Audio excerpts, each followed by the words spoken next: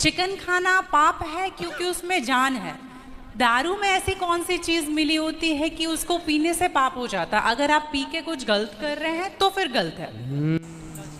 गुरुजी से मिलने के बाद इस महिला के सवालों का उत्तर गुरुजी ने बहुत ही अच्छे तरीके से दिया। इस वीडियो में जान देखें आप लोग। पाप अलग विषय है, अभी मैं समझा देता हूँ आपको। जब हमारा देश गुलाम था जी, तो एक अंग्रेज ने एक पंडित जी की कनपटी पे बंदूक रखी और अंग्रेज ने कहा, ये पंडित जी यहाँ आओ, तुम बड़े पुजारी हो? हाँ पुजारी हैं। हिंदू हो? हाँ। आज मैं तुम्हें गोली मारूंगा। पंडित जी बोले, क्यों मारोगे? बोले, आज 4 चीजें तुम्हारे सामने हैं। अंग्रेज ने 4 चीजें पंडित जी के सामने रखी। पहले, पराई स्त्री लाके रख दी, तुझे आज इसके संग रहना है। दूसरा, मांस रख दी, आज तुझे मांस खाना है। और तीसरा, ढेर सारा सोना रख दिया। इतना सोना तो रोज भीख मांगता है ना, ले जा सोना। और चौथी, दारू रख दी, शराब। इन 4 में एक चीज तुझे लेनी पड़ेगी, नहीं लेगा तो गोली मारूंगा। बोल क्या लेता है? पंडित जी बोले, पराई औरत तो मैं नहीं देख सकता, मार दो गोली मुझे, पर मैं पराई स्त्री के, मेरी माँ बहन, मेरे संस्कार ऐसे हैं कि ये मेरी माँ बहन और बेटी है, ये मैं मर जाऊंगा पर चरित्र में दाग नहीं लगने दूंगा, तो ये स्त्री तो मैं नहीं ले सकता। अब मांस भी मेरे धर्म के खिलाफ है, आप गोली मार दो, मैं ब्राह्मण हूँ, मैं मर जाऊंगा पर ये धर्म नहीं छोड़ूंगा। और रहा ये सोना भी नहीं लूंगा, क्योंकि मैं भीख इसलिए बेईमानी करता तो भीख क्यों मांगता? मैं ईमानदारी से भीख मांग के खा सकता हूँ, बेईमानी का करोड़ों नहीं ले सकता, इसलिए सोना भी नहीं लूंगा। हाँ, पंडित जी को लगा ये तो पानी है, दारू शराब, उनको दारू पानी लगा, ये तो पानी है। पंडित जी को बेचारों को पता नहीं था कि दारू का क्या मजा है। अब उनको लगा ये पानी है, पिएंगे निकल जाएगी। पानी समझ के पंडित जी ने बोला कि चलो, गोली कनपटी में बंदूक रखा है, चलो पी लेते हैं, अभी निकल जाएगी शाम तक। पंडित जी ने दारू पी, और जब दारू पी ली तो दारू जब पी तो नशा चढ़ा।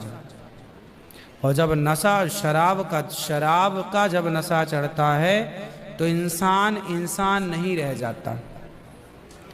जैसे स्त्रियों को, जिसको ऑपरेशन होता है ना जी, तो रीढ़ की हड्डी में डॉक्टर एक इंजेक्शन लगाते हैं स्पाइनल में, जिससे शून्य हो जाती है। वो अंग क्या हो जाता है? कोई भी ऑपरेशन में डॉक्टर आपको शून्य कर देता है। उसी तरह शराब आपके मस्तिष्क को, आपके सोचने विचारने की क्षमता को शून्य कर देती है, माइंड को शून्य कर देती है। आप ये निर्णय नहीं ले पाते कि क्या सही है और क्या गलत है। अब पंडित जी जब नशे में झूमने लगे तो वो उस स्त्री को छेड़ने लग गए, ए यहाँ जा, नशे में। तो यही तो प्रश्न था मेरा गुरुजी कि वो नशे में ऐसा कर रहे हैं तो गलत है। अगर जो बोलते हैं हम जेंटलमैन पैक पीते हैं, हम 2 पैक पीते हैं या 3 पीते। अच्छा ये बताओ, नशे में करने लगे तो गए, वो नशा आया कहाँ से? शराब जहाँ से आया वही तो गलत है। नहीं तो गुरुजी, सारे फसाद की जड़ तो वही है। गुरुजी जब ज्यादा पी ले रहे हैं तो ऐसा हो रहा है, जो कम पी रहे हैं और ये कह रहे हैं कि कम पीने से ऐसा नहीं होता, आप ज्यादा हमारे यहाँ 5 महापाप गिनाए हैं शास्त्रों ने जी। 5 महापाप, उनमें से एक शराब है। शराब है, हाँ। शराब को महापाप इसलिए कहा गया है, ये बुद्धि भ्रष्ट, शराब पीने वाली की बुद्धि सात्विक नहीं हो सकती।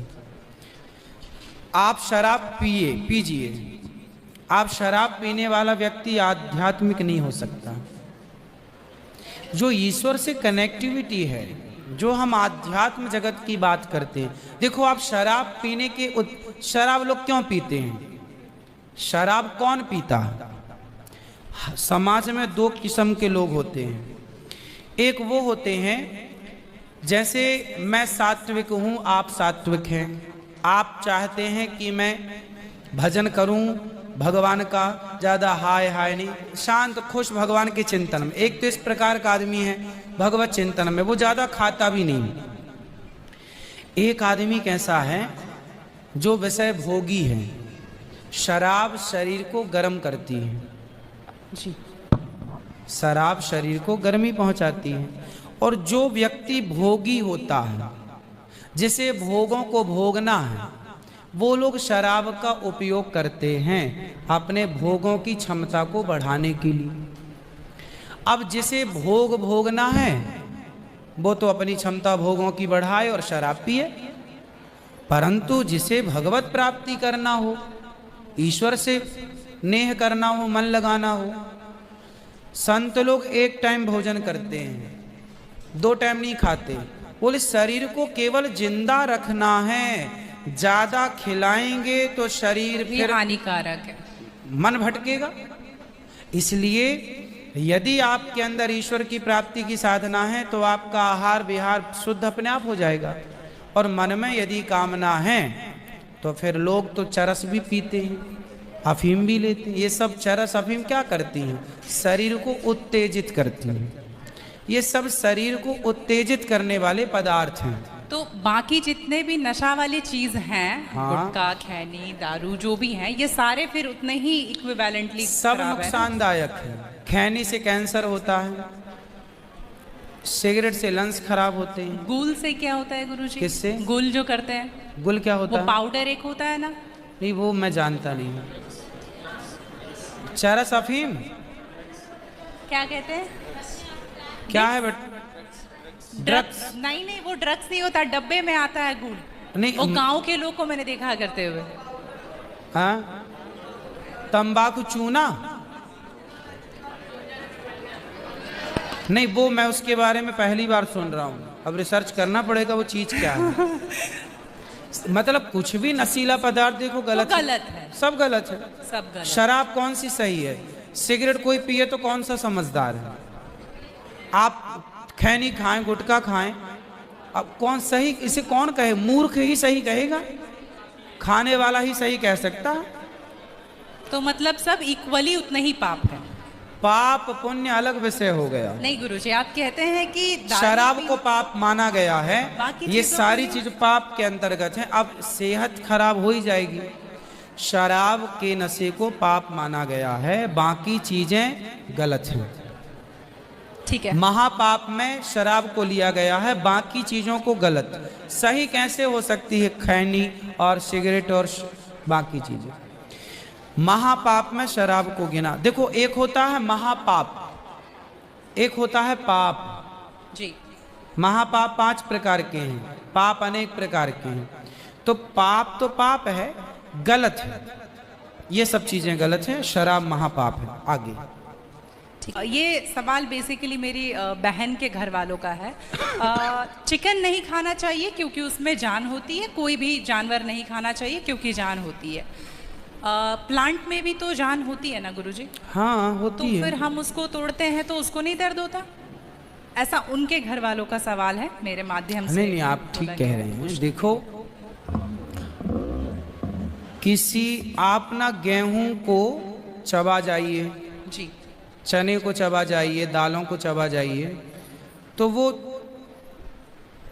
रोती नहीं है, चीखती नहीं है, उसमें रक्त नहीं होता, हड्डी नहीं होती, मांस नहीं होता, वो चीखती नहीं है, चिल्लाती नहीं है ना? पर आप मुर्गी को मारिए तो वो चीखेगी, चिल्लाएगी, भागेगी, खून है, हड्डी है, मांस है ना?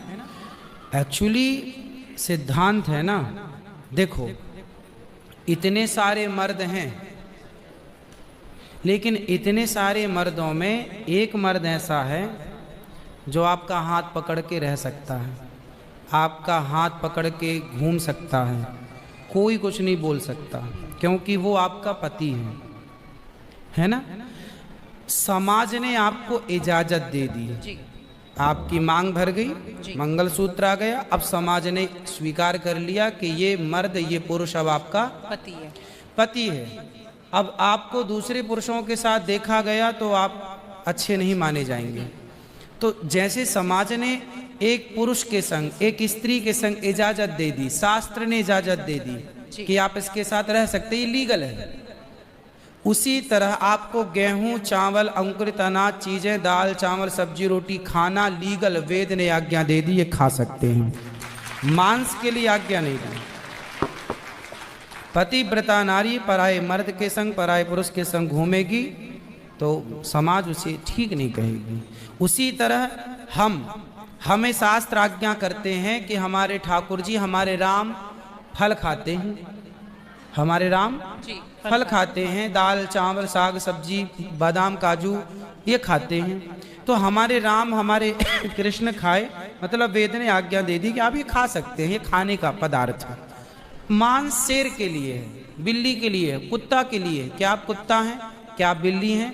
क्या आप शेर हैं? क्या आप चीता हैं? नहीं।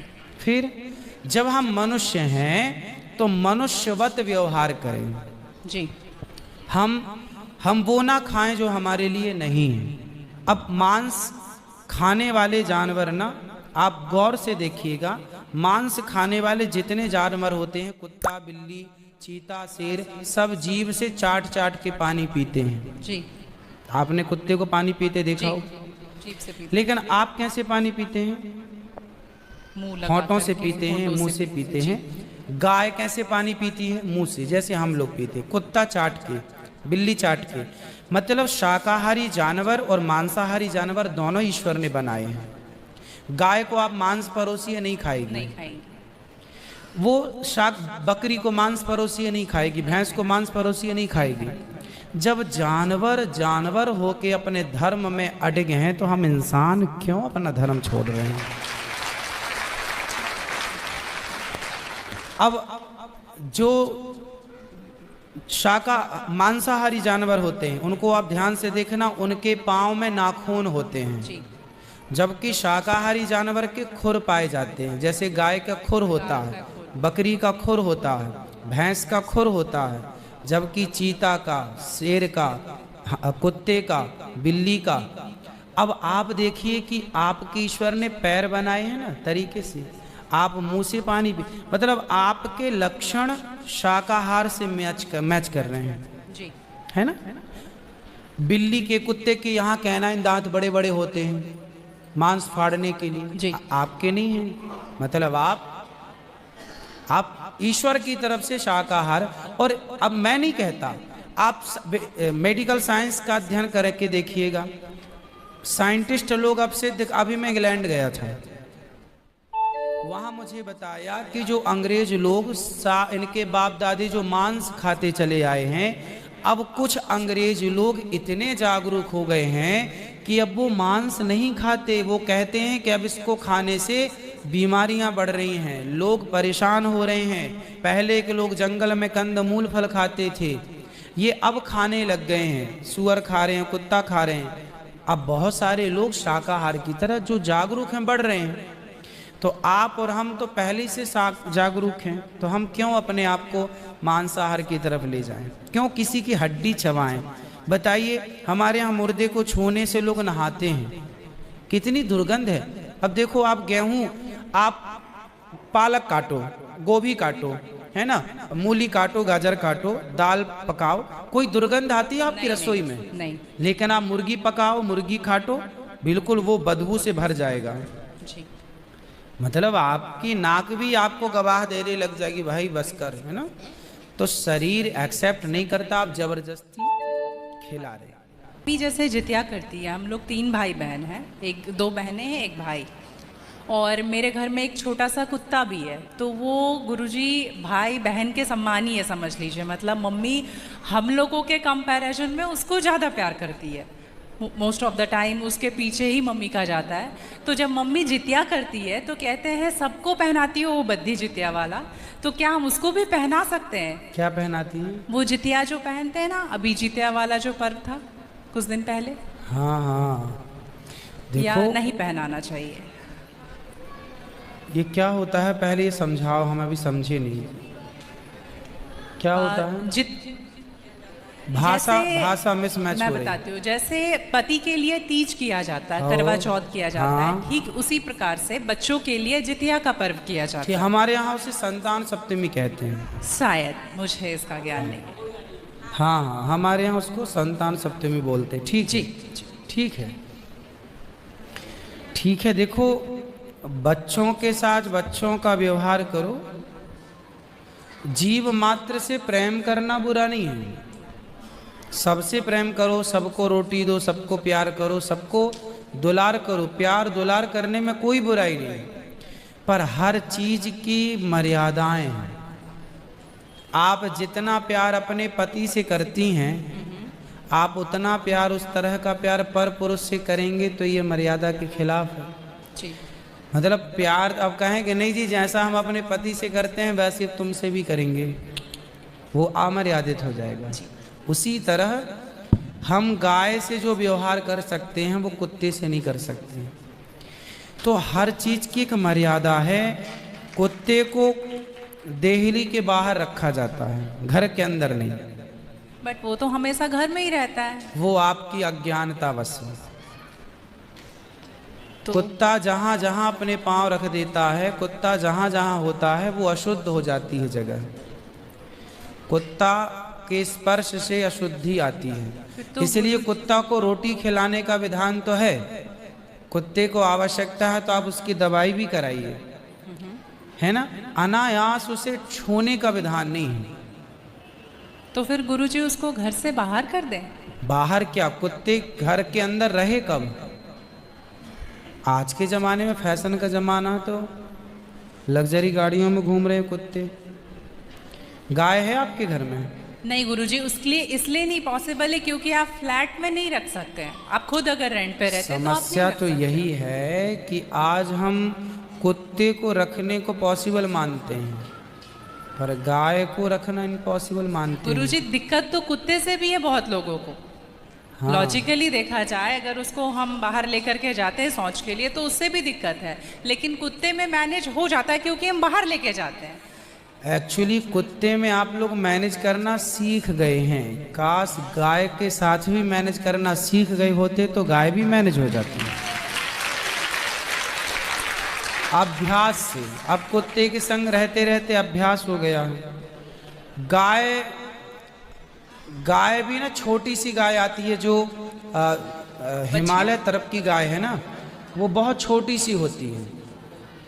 वो गाय यदि आप घर में रखेंगे तो वो आपके बिस्तर में सो सकती है, वो आपके संग खा सकती है। मतलब छोटी सी होती है, 1 लीटर दूध देती है वो, और इतनी प्यारी गाय होती है, इतनी सुंदर होती है। मतलब पूरे भारत देश की सर्वश्रेष्ठ नस्ल है वो, सबसे सुंदर सर्वश्रेष्ठ गाय। वो गाय सिर्फ कम दूध देती है। मतलब अपनी गौशाला में जितने छोटे छोटे बछड़े हैं ना, छोटे छोटे, मतलब सामान्य गैया का जो बछड़ा 1 महीने में होता है ना, उतनी बड़ी तो वो पूरी गाय होती है। मतलब उसे आप गोद में लेके जा सकते हैं।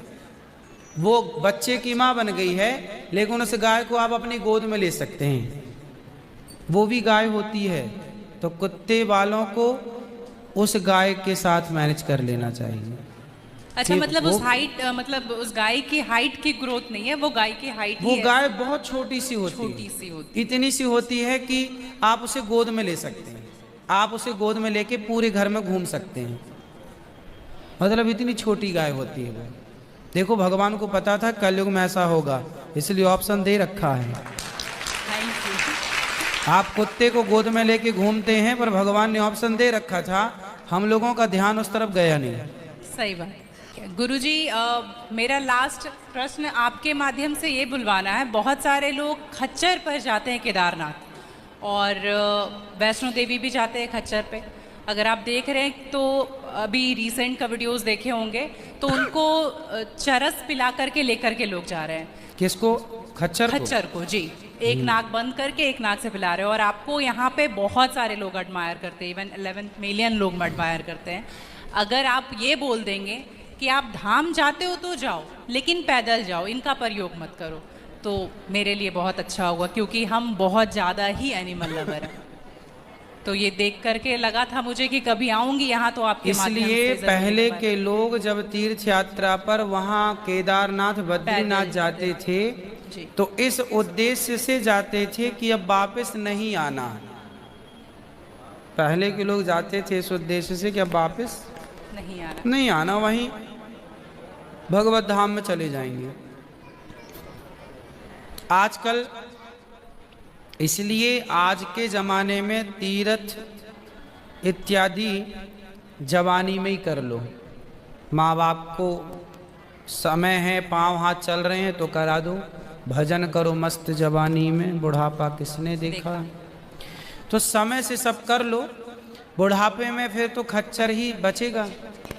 तो बुढ़ापे जो देखो बूढ़े लोग हैं जो नहीं चल पा रहे हैं पर आस्था है दर्शन की, तो वो अपने हिसाब से जाते हैं। नहीं तो गुरुजी हेलीकॉप्टर भी तो है ना। हाँ हेलीकॉप्टर का बजट सबका नहीं होता। हेलीकॉप्टर से सब नहीं जा सकते ना, उसकी टिकट ही महंगी है, 25-50 हज़ार रुपये लगता है, लाख रुपए भी लगता होगा, भगवान जाने, मुझे नहीं पता कितना लगता है। अब सामान्य आदमी कहाँ वो 50 हज़ार की टिकट कटाएगा, वो तो 1000-2000 दे के जाना चाहेगा। तो सबके अपने अपने बजट हैं, पर ये कोशिश करो कि हम अपने पाँव पर चलें, हम किसी पर बोझ ना बने। ये सही है कि हम किसी जीव को परेशान ना करें। यदि वो गधा बधा जो भी है खच्चर, वो यदि स्वस्थ है, क्योंकि हमारे यहाँ राजाओं के ज़माने में घोड़ों पर ही सवारियाँ होती थी, रथ घोड़ों के द्वारा ही चलाए जाते थे, तो उन घोड़ों का ध्यान भी रखा जाता था। पंच परमेश्वर कहानी है जुम्मन से खलगू चौधरी, उसमें एक इक्का गाड़ी की भी कहानी है ना। तो उसमें बैल के द्वारा इक्का गाड़ी चलाई गई, उसका जिक्र है। तो हमारे यहाँ पहले ना जैसे किसान खेत में जोताई करते थे, जुताई जी। तो बैलों से होती बैलों थी। से होती तो बैलों को ना दिन भर जुताई में रखते थे और रात भर उनको चराते थे। रात भर वो अच्छा घास खाएं, दिन भर उनको जब भी गर्मी पड़े 2 घंटे का रेस्ट, 2 घंटे छोड़ दें, वो चर लें, वो पानी पी लें, मतलब उनका प्रॉपर ख्याल रखा जाता था। आज कुछ लोग क्या है, पैसे कमाने के लिए उनका ख्याल तो रखते नहीं हैं, और वो पैसे लेने के चक्कर में ना उसको भरपेट खिलाते हैं, ना उसका पानी का ध्यान, ना खाने का ध्यान, तो वो कमज़ोर हो जाता है, मर जाता है कई बार। वही प्रॉब्लम है गुरुजी, वो 5-5 बार चढ़ाते हैं और आने के टाइम पे पूरा पाँव टूट जैसा जाता है और फिर उसका ध्यान नहीं रखते। उसकी खिलाई पिलाई हो और एक समय होता है, यदि जवान है तो उसको उपयोग में लिया जाए, बूढ़ा है तो उसको रिटायर कर दिया जाए। अब बूढ़े गधे के ऊपर भी लोगों को बिठा कर ले जाएंगे, तो एक हर व्यक्ति जानवर हो या इंसान हो, हर चीज़ की एक क्षमता होती है। जवानी सबके साथ होती है और बुढ़ापा भी सबके साथ होता है। जी। तो उन लोगों को भी इस बात का ख्याल रखना चाहिए। आप लोग भी अपने पाँव पर चलने की कोशिश करें, और कुल मिला के जीव पर कोई भी भार ना बने, जीव मात्र को हम परेशान ना करें। जी, धन्यवाद गुरुजी।